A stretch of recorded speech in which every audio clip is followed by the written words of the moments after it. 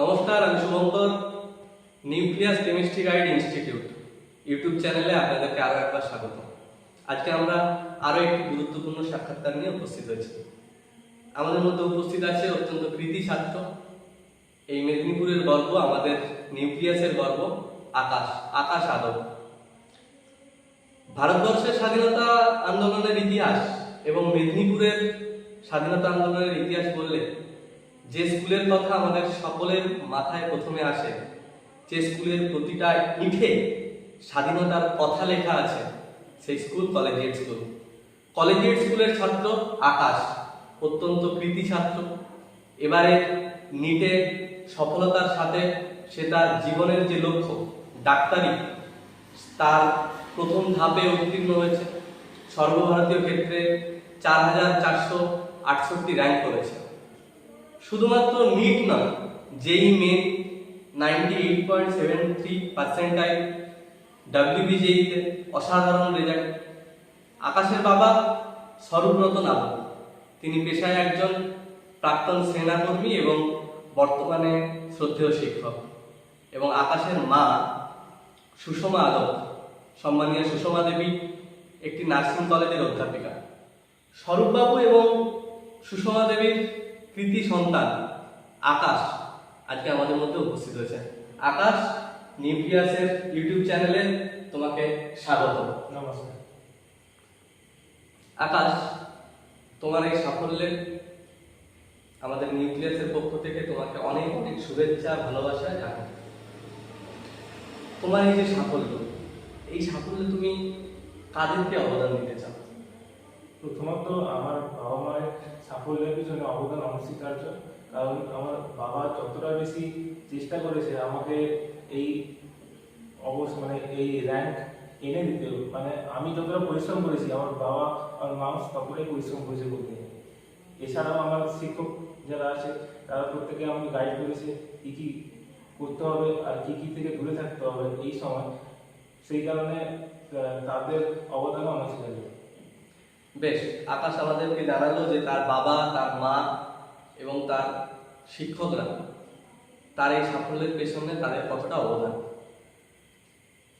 নিশ্চিতভাবেই আকাশের কথাতেই এলো যে এই সাফল্যের পেছনে যতটা আকাশের এফোর্ট রয়েছে, ঠিক ততটাই আকাশের বাবা মায়ের এফোর্ট রয়েছে।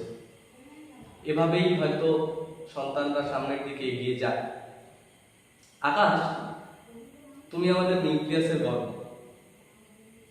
তো তোমাকে আমাদের নিউক্লিয়াসের পক্ষ থেকে প্রথম যে প্রশ্ন, তুমি কেমিস্ট্রির ক্ষেত্রে এই নিউক্লিয়াস কেমিস্ট্রি গাইড ইনস্টিটিউটই কেন বেছে নিলে? প্রথমত এই ইনস্টিটিউশনে আমার যে প্রয়োজনগুলো ছিল সেই প্রয়োজনগুলো অনেকাংশেই মিটেছিল। একটা ছাত্রকে কেমিস্ট্রি যদি শিখতে হয় তার জন্য যা জিনিস লাগে, কনসেপ্ট ক্লিয়ার করা, থিওরি পড়া, প্রশ্ন উত্তর সঠিকভাবে জেনে নেওয়া, এবারে অনেক প্রশ্ন কোশ্চেন অ্যানালাইসিস করা, পরীক্ষা দেওয়ার পরে সেই প্রত্যেকটা জিনিস শেখানো হতো। তার সাথে সাথে ডাউট ক্লিয়ার, যেটা খুবই গুরুত্বপূর্ণ যে কোনো পরীক্ষার জন্য, সেই জিনিসটাও এখানে আমি পেয়েছি। তাই জন্য কেমিস্ট্রি এই গাইড ইনস্টিটিউশনটা নিউক্লিয়াসে, সেটা আমাকে অনেকভাবে সাহায্য করেছে। বেশ, আকাশ, তুমি তো মাত্র 2 মাস এখানে পড়েছিলে, মাত্র 2 মাস সময় পেয়েছিলে, তারপরে তোমার এই সফলতা। এই 2 মাসের মধ্যে এত অল্প সময়ের মধ্যে কতটা গুরুত্বপূর্ণ ভূমিকা রয়েছে নিউক্লিয়াসের তোমার এই সফলতা পাওয়ার ক্ষেত্রে, সেটা যদি তুমি একটু আমাদের দর্শক বন্ধুদের বলো। আমি প্রথমত ক্লাস 11-এর সময় আমি জানতাম না, ইনস্টিটিউট সম্পর্কে, এই ইনস্টিটিউট সম্পর্কে আমি কারো কাছ থেকে তখন শুনিনি। যদি তখন আমি জানতে পারতাম অবশ্যই তখন ভর্তি হতাম।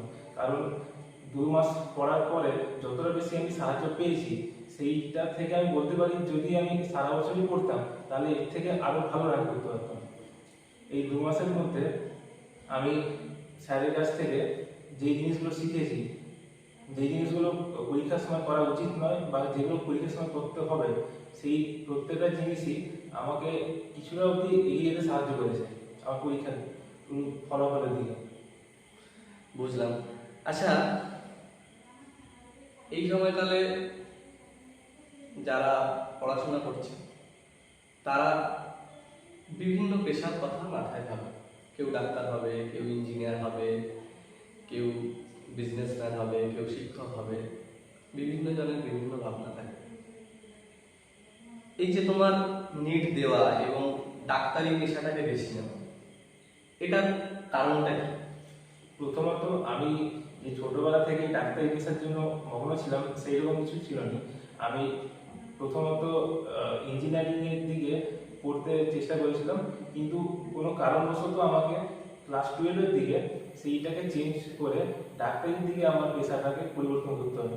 কারণ আমি 12 এর পরে নিজে থেকে অনুভব করতে পেরেছিলাম যে ডাক্তারি পেশাতে যেই মানে বিভিন্ন মানুষের সাথে ইন্টারাকশন হয়, তারপরে মানুষের প্রাণ বাঁচানো বা তাদেরকে সাহায্য করা বা সমাজের প্রতি আমার যে অবদানটা, সেইটা ইঞ্জিনিয়ারিং থেকে অনেকটা বেশি আলাদা এবং তার থেকে বেশি গুরুত্বপূর্ণ। আর আমি সেই সময় অনুভব করেছিলাম যে এই পেশাটা আমাকে হয়তো আমার জীবনে যেই দিকে যেতে চাইছি বা যেটা আমার প্রয়োজন সেই জিনিসগুলোকে মেটাতে পারে। অত্যন্ত গুরুত্বপূর্ণ কথা আমরা আকাশের থেকে শুনতে পেলাম। ডাক্তারিটা শুধুমাত্র প্যাশন না, সামাজিক মানুষ, সামাজিক জীব হিসেবে সমাজে অবদান রাখার লক্ষ্যে এবং কত বেশি করে মানুষের সহযোগিতা করা যায়, মানুষের পাশে থাকা যায়, মানুষের পাশে দাঁড়ানো যায়, মানুষের সেবা করা যায়, সেই লক্ষ্যে আকাশ আজকে তার ডাক্তারি পেশাটাকে বেছে নিয়েছে। আমাদের নিউক্লিয়াসের পক্ষ থেকে আকাশের এই বৃহত্তর ভাবনাকে, বৃহত্তর চিন্তাকে অসংখ্য অসংখ্য সাধুবাদ জানাই এবং আকাশকে ধন্যবাদ জানাই এই ভাবনা ভেবে ডাক্তারি পেশাটাকে বেছে নেওয়ার জন্য। তুমি বলার সময় বলছিলে আকাশ যে ক্লাস টেস্ট যা হতো নিউক্লিয়াসে, তুমি বলো যে এখানে যে টেস্টগুলো হতো এবং যে ডাউট ক্লিয়ারগুলো হতো সেগুলো তোমার এই কেমিস্ট্রি সাবজেক্টের যে গভীরতা সেটা বাড়ানোর ক্ষেত্রে কতটা উপকারিতায় কাজে লেগেছে, এবং তোমার যে এই বিভিন্ন কম্পিটিটিভ এক্সাম, সেই এক্সামে এই টেস্টগুলো কতটা গুরুত্বপূর্ণ ছিল, কিভাবে তুমি সহযোগিতা পেয়েছো? প্রথমত আমি যখন 11-এ যেই বা নিটের পড়া শুরু করেছিলাম তখন আমি টেস্টে সেই রকম গুরুত্ব বুঝিনি। পরের দিকে এসে আমি বুঝতে পেরেছি যে টেস্ট মানুষের সাফল্যের জন্য এই পরীক্ষাগুলো কতটা বেশি গুরুত্বপূর্ণ। এই টেস্টগুলোতে যেই কোশ্চেনগুলো স্যার করতেন বা ক্লাস টেস্টে যেই কোশ্চেনগুলো দিয়েতেন তার মধ্যে অনেক বেশি শেখা হতো। মানে যে কোনো জায়গায় যদি থিওরি পড়ি আমরা, সেই থিওরিতে যত বেশি শিখতে পারি টেস্টের মাধ্যমে তার থেকে অনেক বেশি এক্সট্রা জিনিস শেখা যেতে পারে। এবারে শুধু সেই টেস্ট দিলে হবে না, সেই টেস্টকে অ্যানালাইসিস করতে হবে, ভুলগুলো বুঝতে হবে, ভুলগুলো কি করে কেন হচ্ছে আমার সেই জিনিসটা বুঝতে হবে এবং তাকে মানে ঠিক করার জন্য কি কি আমার পদক্ষেপ নেওয়া উচিত সেই জিনিসটা স্যারের কাছ থেকেই জানা যেতে পারে। এবং সেই কারণে নিউক্লিয়াস ইনস্টিটিউশনে স্যার আমাকে ওই জিনিসগুলো শিখিয়েছে। আচ্ছা, এই যে ডাউট ক্লিয়ার হতো, এই ডাউট ক্লিয়ারের ক্ষেত্রে আমাদের এসএস স্যার ডাউট ক্লিয়ারের ক্ষেত্রে তোমাদের যে প্রশ্ন থাকতো, তোমাদের যে ডাউট ক্লিয়ার করতো, তাতে তুমি কতটা স্যাটিসফাইড ছিল? আমি সত্যি বলতে অনেক বেশি স্যাটিসফাই ছিলাম যখন আমাদের এইচএস এর এই পরীক্ষার জন্য রায়মার্টিন বইটাকে আমরা গুরুত্ব দিতে শুরু করেছিলাম। স্যার প্রত্যেকটা প্রশ্নের জন্য কি কি সঠিক উত্তর দেওয়া উচিত আর ত্রুটি পয়েন্ট কি উত্তর দিতে হবে যাতে সেখানে আমি সহজে ফুল মার্কসটা পেতে পারি, স্যার প্রত্যেকটা প্রশ্ন সেটা সুন্দরভাবে বুঝিয়েছিলেন আমাদের। সেই জিনিসটা আমাকে এইচএস পরীক্ষাতে ওই কেমিস্ট্রিতে অনেক বেশি সুবিধা দিয়েছে পরীক্ষার সময়, পরীক্ষার সময়। এবং এর সাথে সাথে নিটের প্রিপারেশনের সময় এই কোশ্চেনের যেই সঠিক অ্যান্সার কি হতে হবে, কি হবে এবং সেটার কারেক্ট এক্সপ্লেনেশন কি হতে পারে সেই জিনিসটা আমি স্যারের কাছ থেকেই জানতে পেরেছি, যেটা আমাকে অনেক বেশি আমার কনসেপ্টকে ক্লিয়ার করতে সাহায্য করেছে। বুঝলাম। যে কেমিস্ট্রির গভীরতা বাড়ানোর ক্ষেত্রে এসএস স্যার এবং ইতিহাস তোমার জীবনে একটি গুরুত্বপূর্ণ ভূমিকা পালন করেছে। তাই আমাদের যারা দর্শক বন্ধু তাদের উদ্দেশ্যে তুমি নিউক্লিয়াস সম্পর্কে এবং নিউক্লিয়াসে পড়াকালীন তোমার যা অভিজ্ঞতা সেই সামগ্রিক সম্পর্কে যদি কিছু বার্তা দাও। আমি নিজের প্রিপারেশনের সময় যা যা সিচুয়েশনের সম্মুখীন হয়েছি সেই অনুসারে বলতে পারি যে যে কোনো স্যার যিনি ছাত্রদের পড়ান সেই স্যারের মধ্যে আমাকে অবশ্যই এমন একটা স্যার খুঁজে বার করতে হবে যার সঙ্গে আমি কমফোর্টেবল আছি, যার এক্সপ্লেনেশনগুলো আমার বুঝতে সুবিধা হচ্ছে, এবং সেই হিসেবে এসএস স্যার অনেক বেশি আমাকে সুবিধা দিয়েছে। স্যারের কাছে পড়ে বুঝতে পেরেছি যে যদি আমি অনেকগুলো স্যারের কাছে একই জিনিস পড়ি তার থেকে যে কোনো একজনের কাছে সব জিনিসটা পড়া অনেক বেশি ভালো যে কোনো ছাত্রের জন্য। আর এছাড়াও গাইড ইনস্টিটিউশনে সত্যি বলতে আমি অনেক বেশি উপকৃত হয়েছি স্যারের কাছে। আর সেই জন্য বাকিদেরও বলছি, যদি তোমরা অন্য কোনো জায়গাতে পড়ো বা যেখানেই পড়ো না কেন, অবশ্যই একজন ভালো টিচার খুঁজে নেবে যে তোমাকে শিখতে অনেক বেশি সাহায্য করছে। বেশ, নিউক্লিয়াস সম্পর্কে আকাশ তার বার্তা দর্শক বন্ধুদের দিল। এবার আমরা একটু অন্যরকম প্রশ্নে চলে যাই। এতক্ষণ পড়াশোনা কিভাবে আকাশ তার সফলতায় পৌঁছেছে তা আকাশ আমাদেরকে বলেছে। আচ্ছা আকাশ, পড়াশোনার পাশাপাশি তুমি আর কি করতে ভালোবাসো? আমি পড়াশোনার পাশাপাশি সাধারণত গান শুনতে পছন্দ করি, বা ছবি আঁকি, বা খেলতে যাই। এবারে যখন এই প্রিপারেশনের সময় মেইনলি তখন আমি গান শুনতাম, যাতে মানে একটু ভালো লাগতো, মানে গান শুনলে মাইন্ডটা একটু ফ্রেশ হতো। তার সাথে তখন খেলাধুলা তো তখন বেশি সময় ছিল না, এখন অবশ্য সেই সময়টা পাচ্ছি না। আচ্ছা, তুমি যখন প্রিপারেশন নিচ্ছিলে এই নিট ক্র্যাক করার আগে পর্যন্ত, তখন যদি তোমার ডেইলি রুটিন কেমন ছিল সেটা যদি একটু আমাদের সামনে তুলে ধরো। আমি মানে একটা শিডিউল বানিয়েছিলাম, কিন্তু ফলো করতে পারিনি, কারণ মানে ডেইলি রুটিনে অনেক বেশি ওঠানামা হয়েছে আমার। ক্লাস 11-এ যদি বলি, সকালবেলায় ওঠার পরে নর্মালি যখন পড়তে বসতাম, তারপরে খাওয়া দাওয়ার পরে আবার দুপুরে পড়তাম, তারপর সন্ধ্যাবেলা পড়তাম। কিন্তু মানে যে পুরো টাইমটা পড়েছি, কিন্তু ওরকম করে পড়াটা কিন্তু ঠিক নয়। পড়াটা হওয়া উচিত যেটা ইফেক্টিভ হবে এবং তার সাথে সাথে সেটা কাজে লাগবে। শুধু যে সারাদিন পড়ে যাওয়া, ওই জিনিসটা কোনো মতেই কোনো স্টুডেন্টের জন্য ভালো নয়।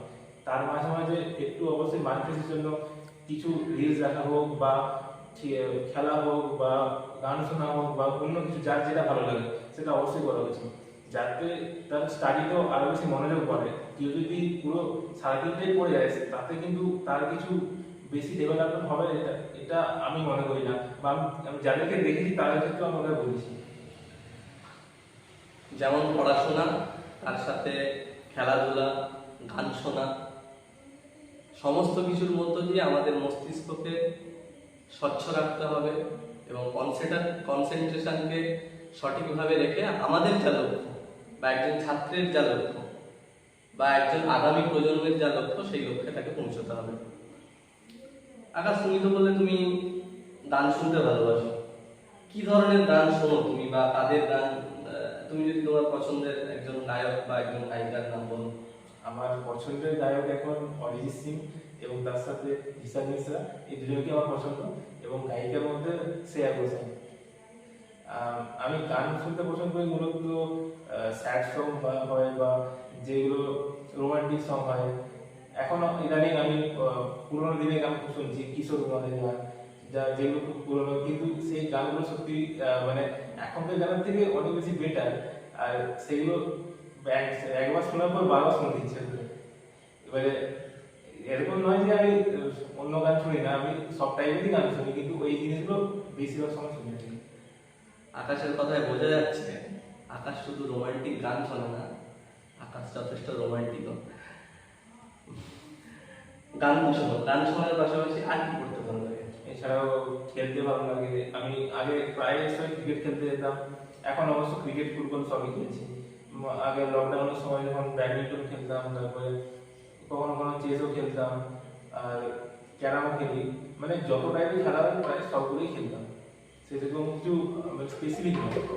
আর এছাড়াও এর সাথে ড্রয়িং করতে ভালো লাগে, প্রায় এখন ওই অনেক কিছু ছবি আঁকি তার সাথে।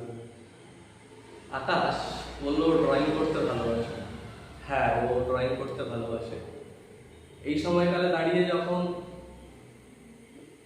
বিশ্ব উষ্ণায়ন, চারিদিকে গাছ কেটে ফেলা হচ্ছে, প্রচণ্ড দাবদাহ, প্রচণ্ড তাপ, সেই সময়কালে দাঁড়িয়ে আকাশ একটা ছবি এঁকেছে এবং সেই ছবিটা আমরা গোপন সূত্রে সংগ্রহ করেছি।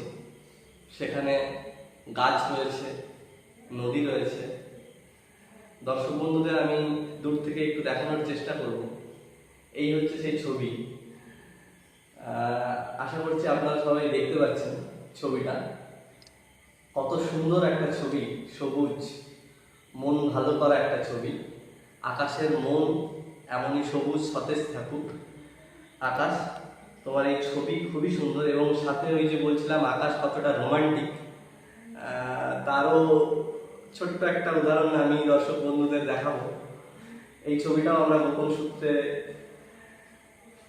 সংগ্রহ করেছি আকাশের থেকে, মানে আকাশের একটা ছবি আমরা সংগ্রহ করেছি গোপন সূত্রে। তো যেমন একদিকে আকাশ প্রকৃতিকে ভালোবাসে, তেমনি তার কথাতেই বলেছে সে কতটা সমাজ সচেতন, ঠিক তেমনই আকাশ কিন্তু রোমান্টিক। আমরা আমাদের এই সাক্ষাৎকারের একদম শেষ পর্যায়ে চলে এসেছি, কিন্তু পেট যদি ভর্তি না থাকে কোনো কাজে কি মন লাগে? তাই আকাশকে আরেকটা প্রশ্ন, আকাশ তোমার প্রিয় খাবার কি? মানে সত্যি বলতে প্রিয় খাবার বলতে আমার কিছু নেই, আমার প্রায় সবই বেশি পছন্দ। তার মধ্যে লুচি, আলুর দম বা ডিমের কারি হোক বা চিলি চিকেন হোক, এই জিনিসগুলো বা বিরিয়ানি হোক, এই জিনিসগুলো প্রায় পছন্দ। মানে এই জিনিসগুলো খেতে বেশি ভালোবাসি। আকাশ খেতে খুব ভালোবাসে? হ্যাঁ, বলতে গেলে খেতে অবশ্যই ভালোবাসি, কারণ যখন প্রিপারেশন ছিল তখন সারাদিনই আমি যখন ঘরে বসে থাকতাম সেই সময় প্রায় এটা ওটা খেতে থাকতাম। আসলে একটা কথা আছে যে ভোজন রসিক বাঙালি।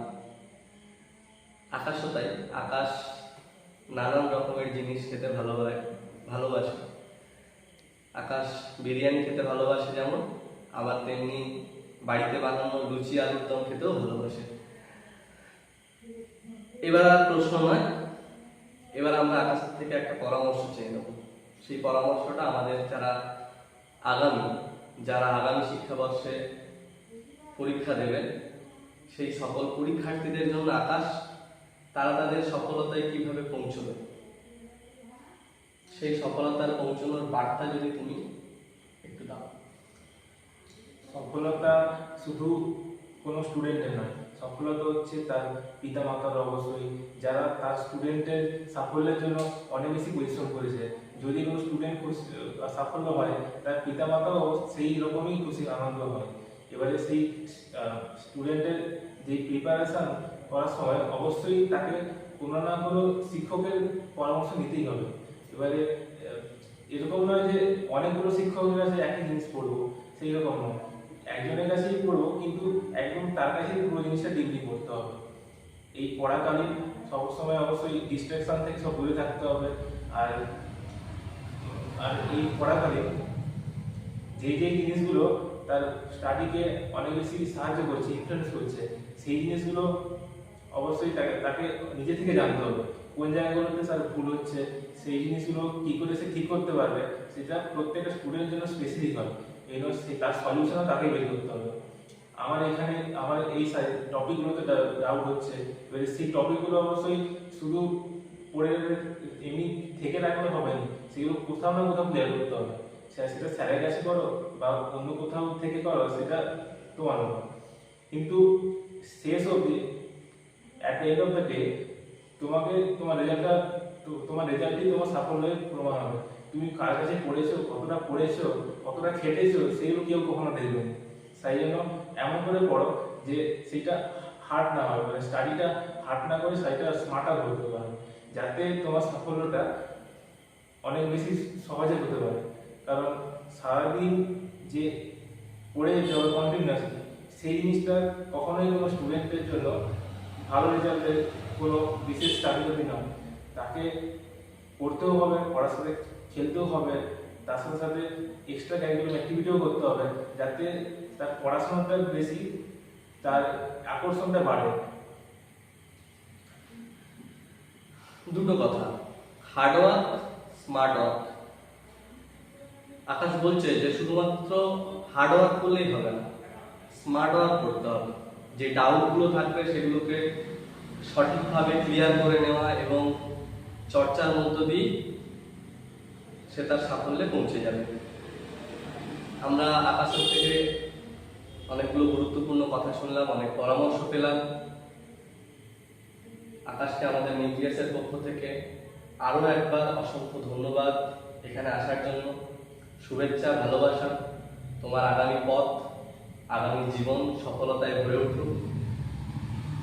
আকাশ, তোমাকে অনেক অনেক ধন্যবাদ। তুমি ভালো থেকো। নমস্কার।